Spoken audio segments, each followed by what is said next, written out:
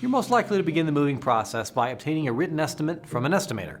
Now, there's a couple of options available for getting the estimates, and the ideal use case depends on your individual circumstance. You're going to have a lot of options to consider once you've decided to move. Who's going to move your stuff? Where are you going to move? How are you going to get everything to your new place? And this early decision-making process is where many choose to schedule estimates with a few moving companies so that they can better understand pricing and timing. Now, customers have the option to conduct these estimates either in person or virtually via phone or video conference. And the type of estimate you choose does impact the written estimate. As such, it's good to know which estimate is best for most scenarios. So let's cover the basics. A moving company's written estimate is your all-inclusive guide to everything you should expect to pay for a move. It includes a ton of information, like whether it's binding or non-binding, which affects your final cost, your liability coverage and its charges, transportation costs, storage fees, recurring costs if applicable, deposits, taxes, any additional fees, and any additional services you may have requested, such as packing or additional stops. Now, you'll receive this estimate after meeting with an estimator, and during the meeting you'll cover everything you'll want the movers to transport, when you'd like to move, and where you'll be moving to. The estimator's job is to take that information and tell you what it's going to cost for that company to transport your household goods.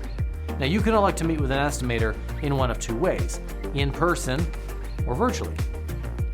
In-person estimator appointments involve you touring them around your current home and pointing out anything you think they should take note of. Now, they can take anywhere from 30 minutes to an hour, depending on the volume of your goods and the preference of the estimator. Virtual estimator appointments take place over the phone or on some sort of video conferencing platform. And you can still tour estimators around your space, showing them just as you would if they were there. However, since the screen or description doesn't always convey things accurately, estimators usually request additional photos and documentation on specific things. These meetings can tend to take a little bit longer than in-person appointments, but they usually last no longer than an hour, and some change. So, which estimate should I go with?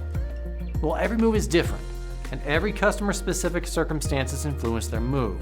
To best determine what kind of estimate is right for you, here's a few questions to ask yourself before scheduling that first meeting. Just how big is your move? When figuring out the specifics of your move, ask yourself just how much needs to happen to get you to your destination. If you have a lot of stuff that needs packing, or if you think you're going to need a few add-on services, well, then an in-person estimate should be the way to go. It's easier for estimators to get you accurate estimates if they can see everything that you're going to need transported. But on the other hand, if you're planning a relatively small move or moving things that have already been packed and prepped, an estimator will likely be able to accurately quote you after a virtual appointment. Now, in that same vein, the distance your shipment travels matters when you're considering an initial walkthrough. The further your household goods must go, the more complex the move will be. Most local moves can be accomplished in a single day, maybe even two, but interstate moves will take an average of 7 to 21 days to arrive. And if you've got an interstate or international move coming up, in-person estimator appointments should be your preferred choice. It'll ensure your written estimate and shipment delivery spread are as accurate as they possibly can be. Now, arguably the biggest factor in determining how you'll meet with your estimator is just where you're located relative to your household goods.